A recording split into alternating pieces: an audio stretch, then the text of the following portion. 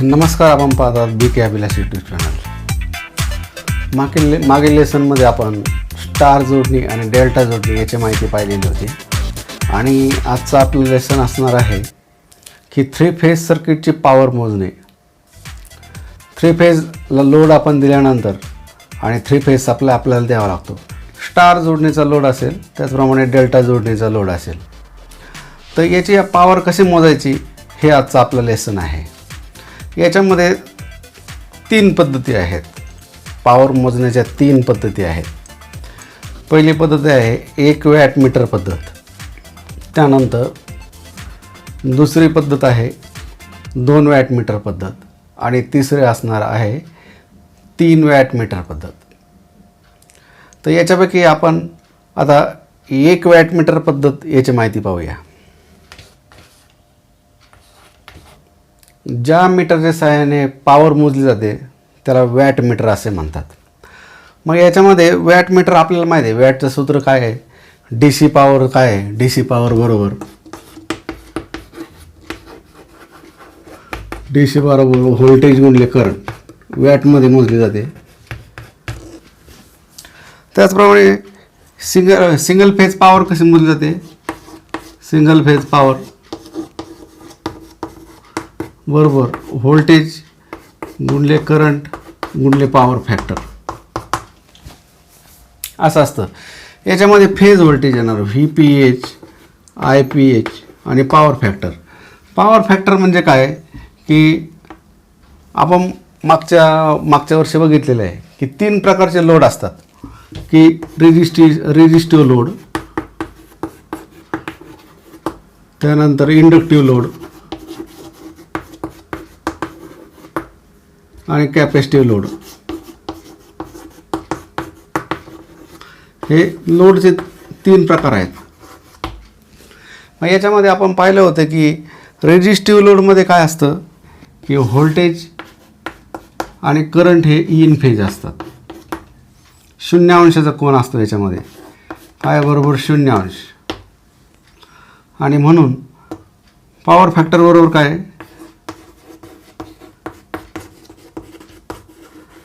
Power factor बरोबर voltage आणि current याच्यामधला जो कोन आहे त्याच्यातला कॉस फाय आपण म्हणतो. बरोबर काय येईल? कॉस 0 बरोबर 1 बरोबर 1. म्हणजे रेजिस्टिव्ह लोड ज्यावेळेस असतो त्यावेळेस करंट आणि व्होल्टेज हे इन फेज असतात. काय? INV in phase. अशा वेळेस पॉवर फॅक्टर 1 असतो. युनिटी पॉवर फॅक्टर याला म्हणतात. त्याचप्रमाणे इंडक्टिव्ह लोड असेल तर कसं असतं? आपण हे बघितलं होतं. इंडक्टिव्ह लोड असेल तर व्होल्टेजच्या पाठीमागं करंट हा 90 अंशाने असतो. लॅगिंग, लॅगिंग याला म्हणतात. 90 अंशाचा कोन आहे. मग या ठिकाणी पॉवर फॅक्टर काय येतं? पॉवर फॅक्टर बरोबर cos 90 equal to 0. Power factor 0 येतो या ठिकाणी. त्याचप्रमाणे जर कॅपॅसिटिव्ह लोड असेल, हे कशासाठी झालं? इंडक्टिव्ह लोडसाठी झालं. कॅपॅसिटिव्ह लोड असेल तर काय असतं? कॅपॅसिटिव्ह लोड असेल तर व्होल्टेज हे एक्स अक्षावरती, याच्या 90 अंशाने करंट असतो. IC याला म्हणा आपण. 90 अंशाचा कोन असतो या ठिकाणी. मग इथे पॉवर फॅक्टर काय येणार? कॉस 90 बरोबर 0. पॉवर फॅक्टर AC सप्लाय सिस्टीममध्ये लोडचा व्होल्टेज आणि करंट यामध्ये जो कोन असतो त्या कोनाचा कोसाईन म्हणजे पॉवर फॅक्टर होय. आणि म्हणून AC सप्लाय सिस्टीमची पॉवर ही लोडच्या पॉवर फॅक्टरवर अवलंबून असते. म्हणून AC सप्लायची पॉवर मोजण्यासाठी आपल्याला पॉवर फॅक्टरचा विचार करावा लागतो. आणि म्हणून या ठिकाणी 2 प्रकारचे लोड असतात. एक बॅलन्स असतो, एक अनबॅलन्स लोड असतो.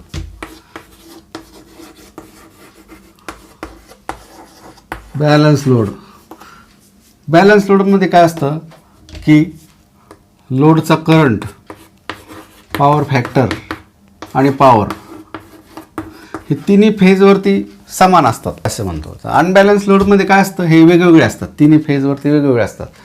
आणि अनबॅलन्स असतो. आणि म्हणून आपण आता सुरुवातीला पाहणार आहोत की एक वॅटमीटरची पद्धत आहे आपली, ती बॅलन्स लोडसाठी असते. आणि म्हणून आपण आता याचं जर सर्किट जर काढलं,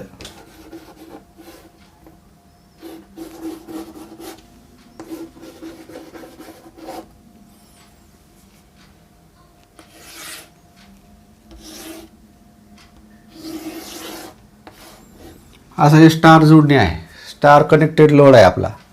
आणि या ठिकाणी आपण सप्लाय देणार RYB. मग याच्यामध्ये हा जो आहे हा न्यूट्रल आहे, इथे न्यूट्रल. मागच्या लेसनमध्ये पाहिलं होतं आपण, हे स्टार पॉईंट आहे, हा स्टार पॉईंट आहे. मग या ठिकाणी काय होतं की आपल्याला आता पॉवर मोजायची त्यावेळेस काय होतं की वॅटमीटर आपल्याला जोडावं लागतं. वॅटमीटरचं कनेक्शन कसं आहे, सर्किट याच्या लोडच्या सिरीजमध्ये आपण वॅटमीटरची करंट कॉईल जोडतो. याला करंट कॉईल आपण म्हणणार, करंट कॉईल. आणि प्रेशर कॉईल जी आहे ही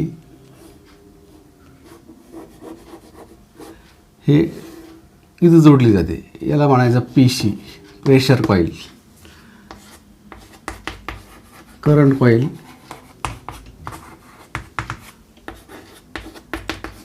प्रेशर कॉईल. प्रेशर कॉईल आहे करंट कॉईल, आणि याला म्हणतात वॅटमीटर. हा भाग जो आहे हा आहे वॅटमीटर,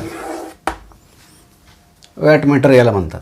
तर वॅटमीटरच्या मध्ये इथं पॉईंट आपल्याला माहिती आहे हे कसे असतात. इथे हे इथं मेन असतं, हे सप्लायचं मेन आहे. त्यानंतर इकडं हे लोड आहे L, हे C आहे कॉमन टोक आहे, आणि हे V म्हणजे न्यूट्रल इथं जोडायचे असते आपल्याला. तर असे हे वॅटमीटरचं आपण प्रॅक्टिकलमध्ये प्रत्यक्ष वॅटमीटर बघितलं आणि त्याच्या टोकाचं MC शॉर्ट करायचं असतं, V हे न्यूट्रलला जोडायचं, L लोडला जोडायचं, हे मेन सप्लायला जोडायचं. असं हे 3 फेज आहे. मग या ठिकाणी आपल्याला माहिती आहे की याच्यामध्ये हे VPH आहे, एक फेज आणि एक न्यूट्रल. त्याचप्रमाणे 2 लाईनमध्ये आहे VL, हे आपण मागच्या लेसनमध्ये पाहिलेलं आहे. आता या सर्किट बॅलन्स आहे म्हणजेच काय, तिन्ही फेजवरती सारखाच लोड आहे. आणि अशा वेळेस आपल्याला जर 3 फेजची पॉवर जर मोजायची असेल तर त्यावेळेस काय करावं लागतं, 3 फेजची पॉवर बरोबर काय येतं मग या ठिकाणी की 3 फेज पॉवर बरोबर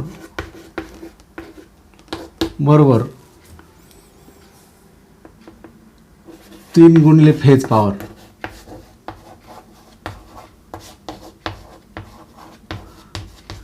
कारण तिन्ही फेजची पॉवर सारखीच असल्यामुळं, आणि हे मीटरचं जे रिडिंग दाखवणार आहे ते रिडिंग बरोबर गुणिले 3 बरोबर एकूण फेज पॉवर येते. म्हणजेच काय येणार पुढे असं येते,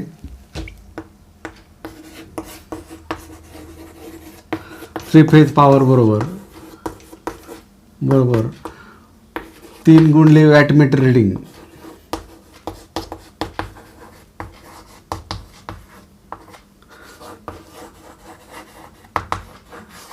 असं येणार आहे.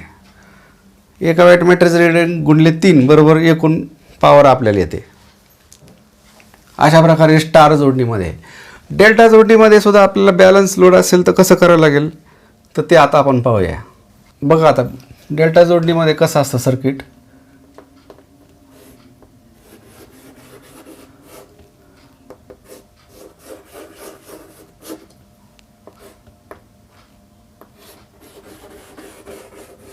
डेल्टा जोडणीमध्ये असं असणार आहे आणि याला इकडं आपण सप्लाय दिलेला असतो.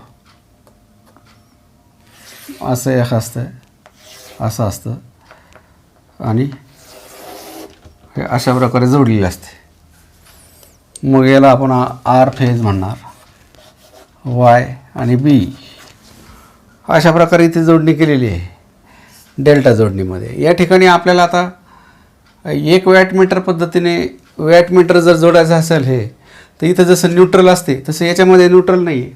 म्हणून आपल्याला काय करावं लागतं की जसं आता इथे आपण दाखवूया की ही करंट कॉईल आहे, करंट कॉईल आहे आणि इथे आपल्याला प्रेशर कॉईल हे अशी येणार. इथे आपल्याला एक स्टार पॉईंट तयार करायला लागतो. याचा जेवढा रेजिस्टन्स आहे याच रेजिस्टन्सचे किमतीचे आपल्याला 2 रेजिस्टन्स घ्यावे लागतात. इथे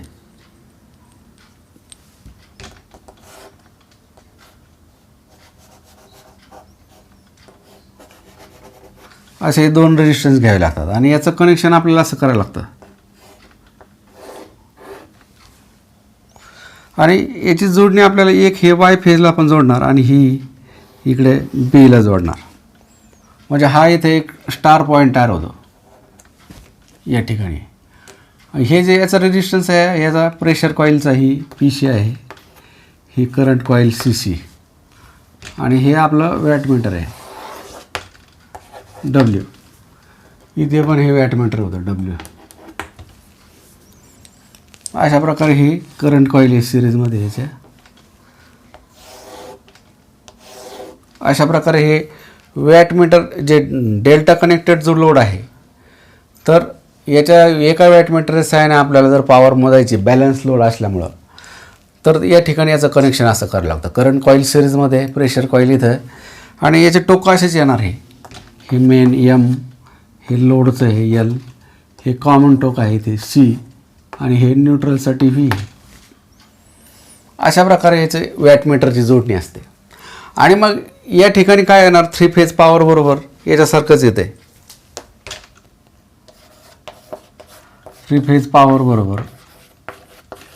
बरोबर की 3 गुणले वॅटमीटर रीडिंग.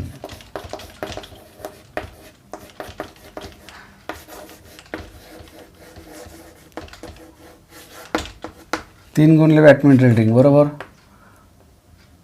3 गुणले फेज पॉवर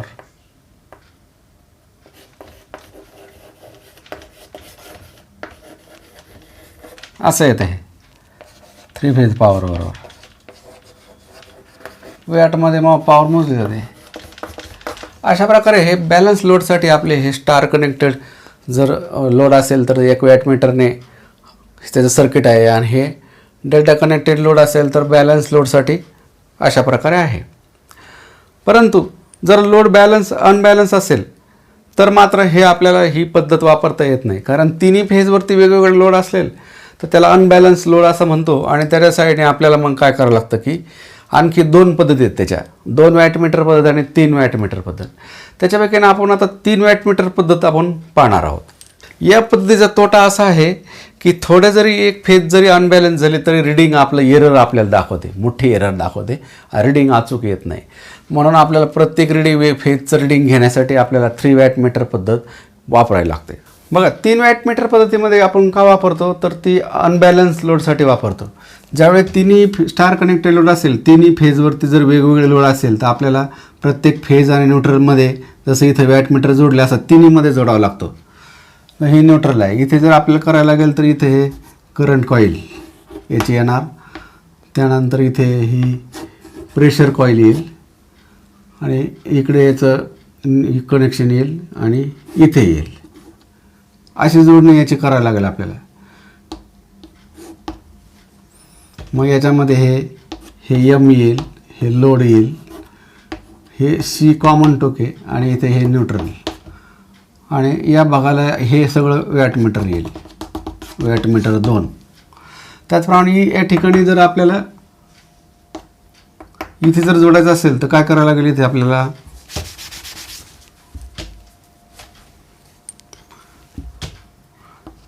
इथे एक करंट कॉईल आहे अशी सिरीजमध्ये. त्यानंतर इकडे या ठिकाणी असं येईल प्रेशर कॉईल ही आणि हे इथं टोकं यायचं, हे Y आहे, हे B आहे. इथे याचं हे न्यूट्रल इथे जोडायला लागलं आपल्याला. हे CC करंट कॉईल जसं इथे हे CC PC तसंच इथे येणार. मग इथे हे मेन आहे, हे लोडचं टोक आहे, हे C शॉर्ट आहे, हे N आहे.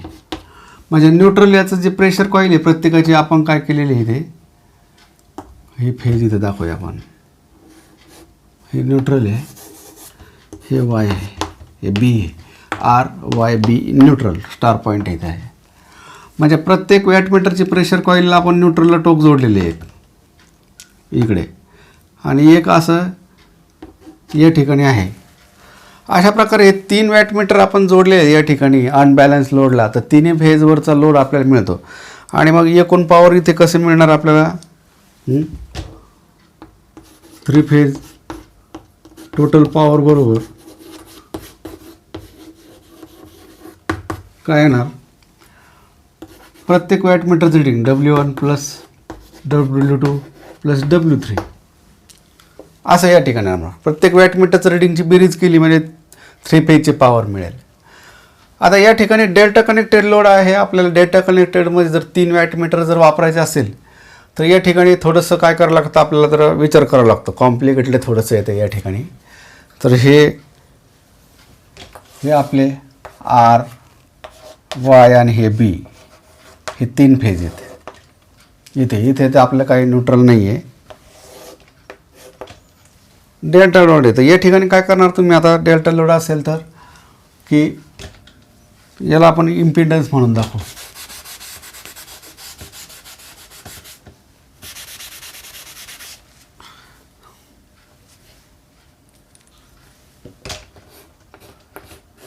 हे लोडचं इम्पिडन्स आहे.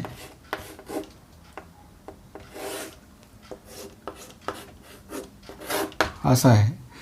मग या ठिकाणी काय होईल की इथे करंट कॉईल येईल. इथे current coil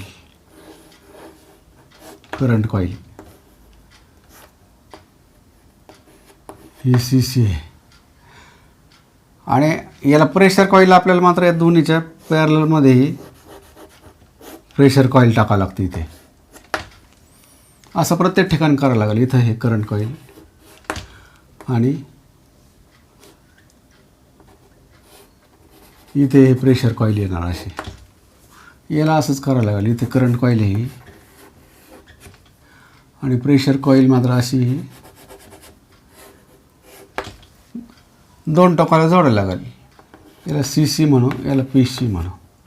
CC pressure coil, current coil, pressure coil. आणि हे आपलं आलं हे Z म्हणजे लोडचं इम्पिडन्स आपण त्याला म्हणतो. याच्यामध्ये आपल्याला हे वॅटमीटर आहे आपलं. हे current coil, pressure coil, current coil, pressure coil. तर हे याच्यात सिरीजमध्ये लोडच्या सिरीजमध्ये सिरीज करंट कॉईल आहे आणि या सगळ्यांच्या पॅरलमध्ये प्रेशर कॉईल जोडलेली आहे प्रत्येक ठिकाणी. अशी जोडणी केलेली. इकडे सप्लायचे RYB आहे. आणि मग या ठिकाणी आपल्याला ह्या प्रत्येक वॅटमीटर रीडिंग हे प्रत्येक फेजचं पॉवर दाखवते. असं करावं लागतं. मग या ठिकाणी 3 फेज पॉवर बरोबर काय येईल? 3 फेज टोटल पॉवर